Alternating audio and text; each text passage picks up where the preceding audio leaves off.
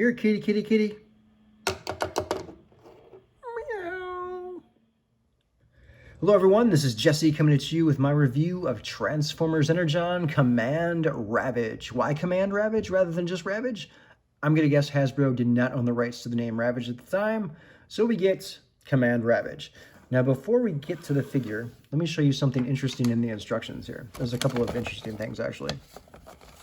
So the instructions start here showing the figure in robot mode, but you'll note that it says changing to robot. So then we get 5 different steps here to change it to robot mode.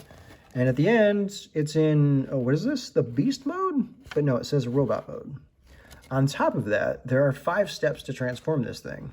But you'll notice this goes from step 1 to step 2 to step 3 to step 4. Oh, wait, what? Step 3? Yeah, that should be step 4. And then step 5. So we have incorrect terminology, so changing to robot and then robot mode.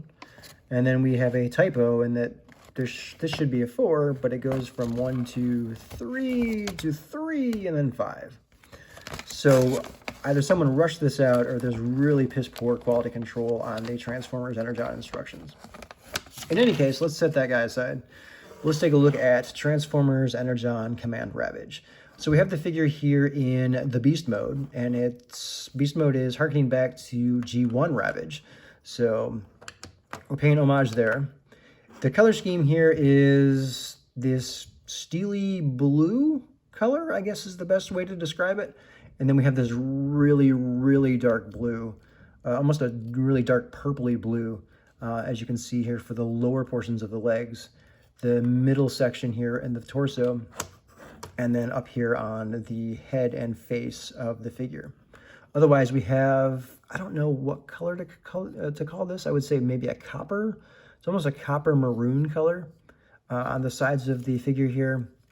Those carry over into the shoulder areas of the figure and up here on the back.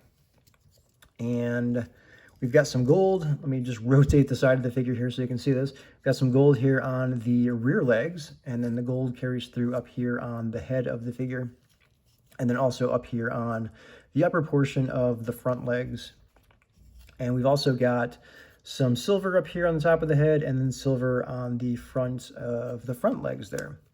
We've also got some yellow paint applied for the eyes on the figure, which actually gives it a really menacing look to it.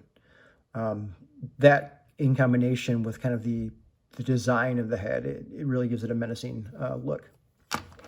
Otherwise, we have this copperish brown plastic here for the tail as well.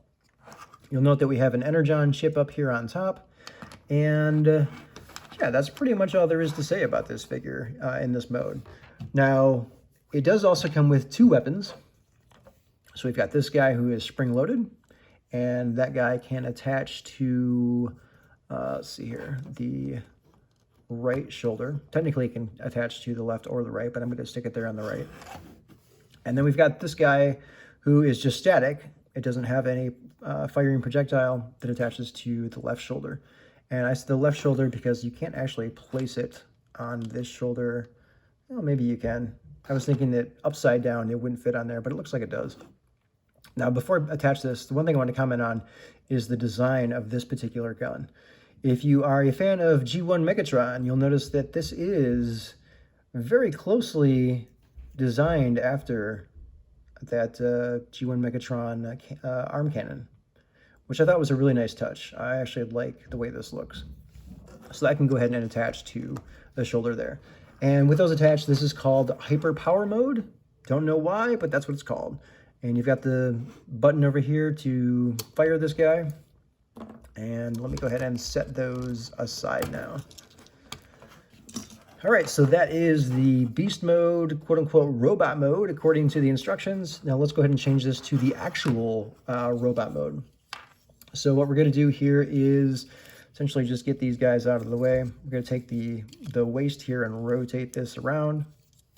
This is essentially the top part of the figure here is essentially going to be the front of the robot mode. So I'm going to take these lower legs and fold them down. The tail I'm just going to rotate up and actually get out of the way. Let me turn it upside down so it's like that. The arms here I'm just going to rotate around and flip the feet up here, the clawed feet, you'll notice that we now have the robot fist. And then lastly, I'm going to take the entire top section here and kind of rotate it down just like that. And then we've got the robot head up here that we can just kind of fold down and then rotate the head around. And then I'll just get the arms back in place here. So that is the transformation of Command Ravage into the official robot mode.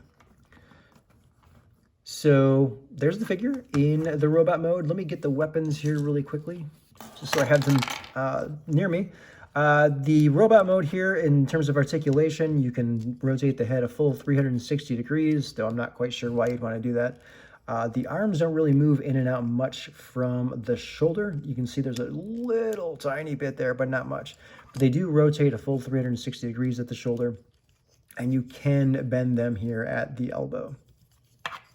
The waist can spin a full 360 degrees, and the legs can move in and out from the lower portion of the body here. They could also, in theory, rotate a full 360 degrees, but the upper arms get in the way of that full rotation. And you can also bend the leg here at the knee. Now, what's good about this figure is you can also bend the feet here at the ankle. So that will help a little bit with posability. Now, one thing I should note about my figure is, and it's flopping over on purpose because that's what I'm trying to demonstrate here, is that unless you get the figure kind of locked forward, it tends to want to fall over. And I don't know if that's the case with all of these figures or if it's just the case with mine because of the joint here in the ankle.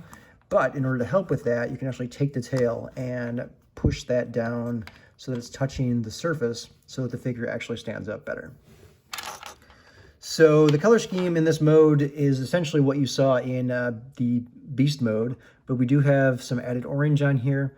The face, or the head of this figure has a gold face. If we look back to the Beast mode head, which is just kind of hanging off the back here, there was gold on top for the primary color on the head, and then we had some silver. The face here on the robot mode is gold, and then we've got some silver up here on top. And what I really wish they would have carried over was the yellow from the Beast mode eyes into the robot head here, but instead we get green eyes for some unknown reason. So this figure also has a quote-unquote hyper power mode in this robot mode, or Command Ravage mode, or Beast mode, whatever the hell Hasbro officially wants to call this thing. Essentially all you do is just like what we did in the cat mode, we'll go ahead and call it that. I don't know if it's the Beast mode or what.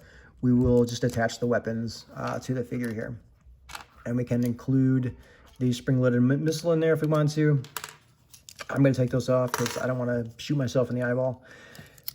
We can also take off the tail here, which, as you can see, has a little mace on the end, and we can attach that to either hand here. And he can pose with that as well. Overall, what do I think of this figure? Well, I do like the cat mode, the Beast mode, much more than what I do for the robot mode. I don't think the robot mode is bad, but I don't think it's the selling point for the figure. I think if you're going to be picking this up, you're going to be doing so because of the Beast mode. And if you're going to be displaying this thing, you'll probably be displaying it in that mode. You wouldn't want to transform it and display it in this mode, in my opinion. So overall, not a bad figure, but definitely not the best figure. I think this was originally priced as a basic figure because this is smaller than a regular size deluxe. So I want to say it was probably $6, $7, something like that. Not bad for this particular figure. But again, I would prefer to display it in the Beast mode as opposed to the mode that we're seeing here. So yeah, so that's it. That's my review of Transformers Energon Command Ravage. Thank you for tuning in. If you liked it, give me a thumbs up and be sure to subscribe and keep checking back on my channel for more reviews.